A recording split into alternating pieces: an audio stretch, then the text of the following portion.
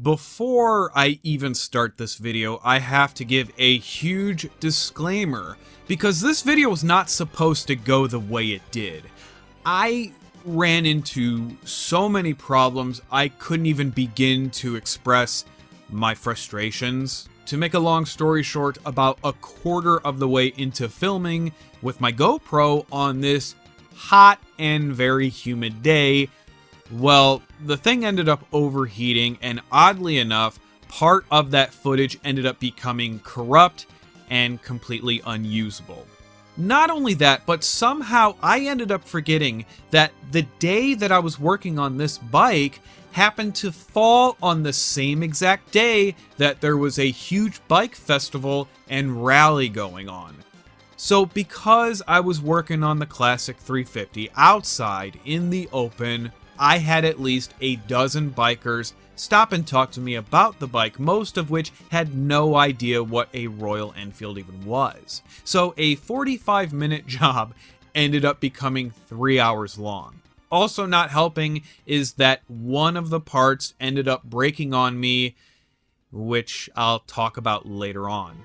Basically, this entire process turned into a gigantic nightmare, and I am going to do my absolute best to somehow salvage this video because it is very important to the series. So with that, please bear with me. So here we are once more, the second video in my now named Project Royal Enfield series here on YouTube. I would have called it Pre for short if it didn't mean something else entirely.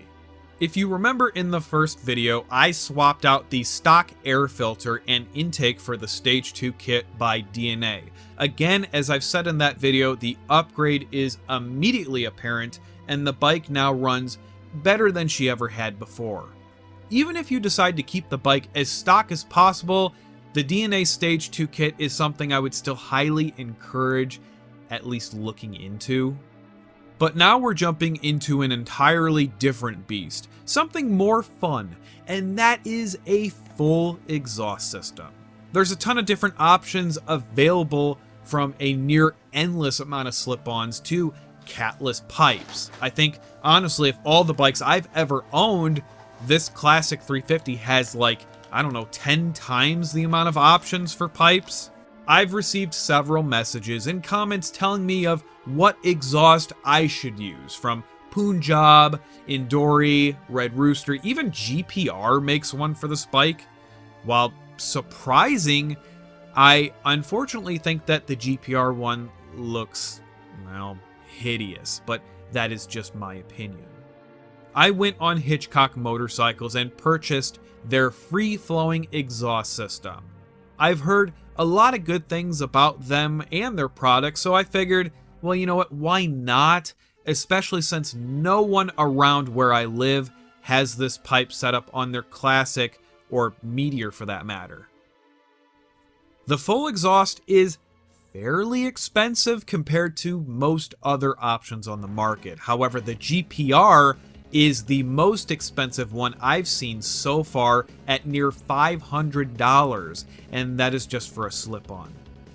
The Hitchcock being based out of the UK, the shipping alone was around $75 to where I live here in the US, but keep in mind I did buy a couple other things for the bike as well. Now, the Hitchcock full exhaust system is going to run you around $350. For a full exhaust system, that really isn't that bad. God, I've seen certain setups on Harleys and Indians cost, for some ungodly reason, around $2,000, which is close to being half the MSRP for this very same bike. Since I had all those issues filming with the GoPro, I'm not going to go back through the process of removing or installing the exhaust. It's really not that complicated at all, and there's a few videos showing you how to do this already on YouTube. If you do need guidance, the best install video, in my opinion, is by Tiger Ness, although he does leave out a few bits of information that may or may not help you during the process. So I'm going to give you some tips, just a few, to help you out. For one, if you have engine guards, you have to either remove them or at the very least remove the bottom bolt and loosen up the top ones to give you clearance. If you don't do this, the header pipe will come into contact with the guards and you won't have any clearance to get the pipe in or out of there. Removing the tank is not technically required, but you should probably do it anyway so you don't end up damaging the wiring on the O2 sensor when you remove or install it. Actually, the entire process of removing the tank is far easier than I anticipated. It's something I've not ever done before on any bike for that matter, outside of my old 1988 Yamaha VMAX, which is by no means similar to most bikes at all. All you need to do is remove the seat and pop off the little mounting bolt here. From there, lift up the tank on the back just to give you enough clearance for like a towel or something soft underneath. Once it's propped up, there's 3 connectors that you have to remove on the left side of the bike. 2 are very easy to get to. The third one is just a little bit more annoying to get to, but not impossible by any means. Once you unclip the 3, you can just lift the tank up, but do it carefully, of course. You do have 2 additional hoses connected underneath, but the force of removing the tank alone should be more than enough to pop those off. You can't really mess up installing the hoses either, since they're both 2 completely different sizes, so don't really worry about that when you have to go put the tank back on. Like I said, the whole process shouldn't really take you long at all. If you have a bike lift, then the process is even that much easier. So, the biggest problem I had during this entire thing, outside of being drenched in sweat and the whole bike rally thing going on, was the provided exhaust clamp. So I had it basically hand tight, holding the 2 ends together. I had to make some adjustments with the bracket so that I could not only lower the slip-on, but push it in just a hair. But in order for me to do that, I had to loosen that clamp up a little bit. Well, as I was loosening up the clamp, the bolt ended up becoming harder to turn, and as a result, it sheared in half and parts of it went flying everywhere. No idea how or why it happened. I can only suspect that somehow the thing got cross-threaded and the pressure I was putting on the bolt was just too much for it to handle. I am a fair man, I at least try to be. It very well could have been an error on my end, and I had just been too distracted by all the stuff going on around me at the time. Who knows? I'm not going to blame Hitchcock for it. Either way, I notified them immediately, and I have since received and installed that replacement clamp. So there will be segments in the video where you'll see a different clamp that I got on Amazon to use temporarily. I wanted to include this in the video specifically, not as a dig to Hitchcock at all, but to show that, you know what, mistakes do happen and they can be addressed if you handle them appropriately. So with that said, how does the bike sound? Well, let me cut some clips of the bike both with and without the included baffle, and another clip if you have that baffle removed and didn't put the screw back on, because I think it sounds hilarious.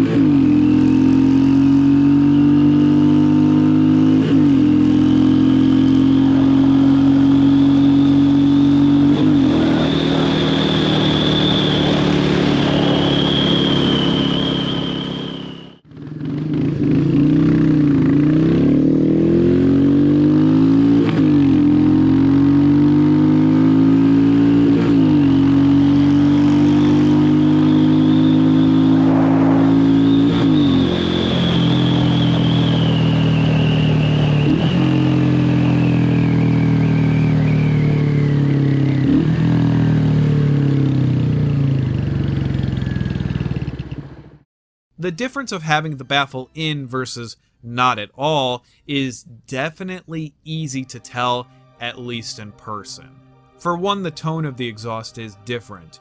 Without the baffle, it is absolutely louder, of course, but not ear-splitting by any means. It's not going to wake the neighbors like how my Yamaha Bolt's Bassani exhaust will, or even the Yoshimura slip-on the Kawasaki Versys. But still, it's plenty loud enough to where people will notice the bike just from the sound of it alone. Performance is, of course, the biggest takeaway from this entire thing.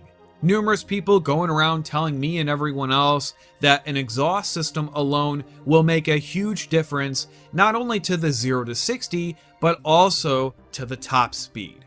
But is that even true? Well, the answer to both of those questions is a big fat absolutely not.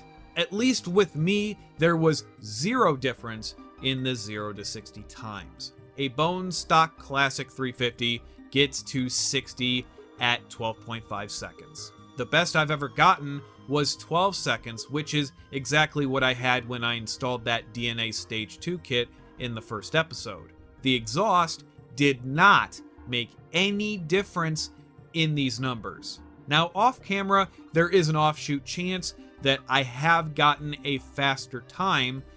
Because of the major issues with my left foot, I have to shift differently compared to everyone else. So this alone could very well be a factor in the 0 to 60 time. Maybe in the future, when all of this is said and done, I'll get one of those draggy devices and we'll see what the results truly are compared to that of a stock 350. I tried contacting the company behind Draggy to see if they would lend me one for a day, just to give you guys accurate results. And, well, that's simply not going to happen, but I gave it a fair shot.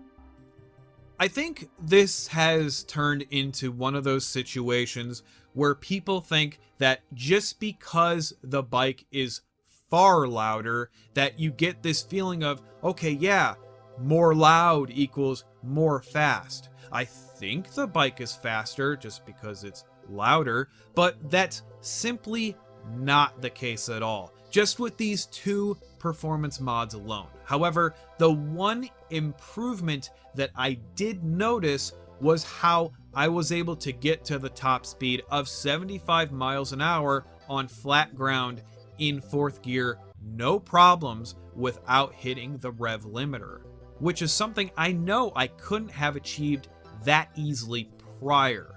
It's also worth pointing out that the bike absolutely handles highway speeds better. Fifth gear basically relaxes the bike while going 65 to 75 miles an hour, keeping the engine cool as well as keeping the engine less stressed out.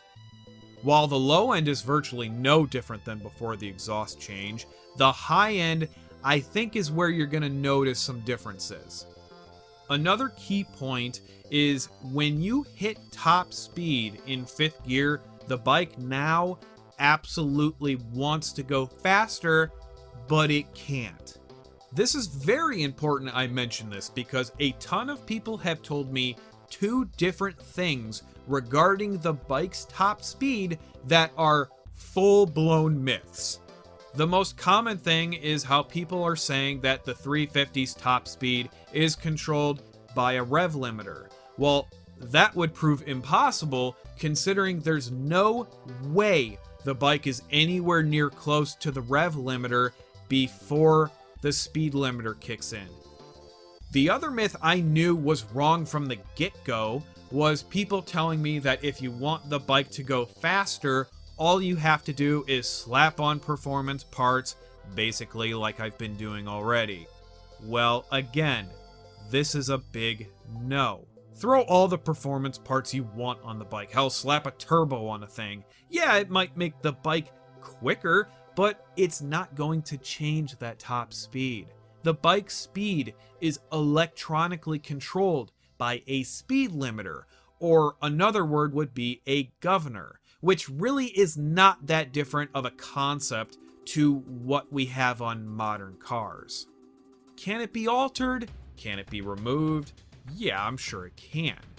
Do I want to remove it? Part of me does, just for curiosity's sake, to see just how fast one of these 350s can truly go once all the fun stuff is installed. But who knows if I'm really going to do it. Overall, though, I can say that yes, I'm happy with the exhaust in terms of sound. I actually love it. But I can't 100% make a definite comment on the performance of the bike in terms of speed, because technically now the bike needs to be tuned. I know that the fuel mixture is not properly adjusted to all the changes that I've made so far.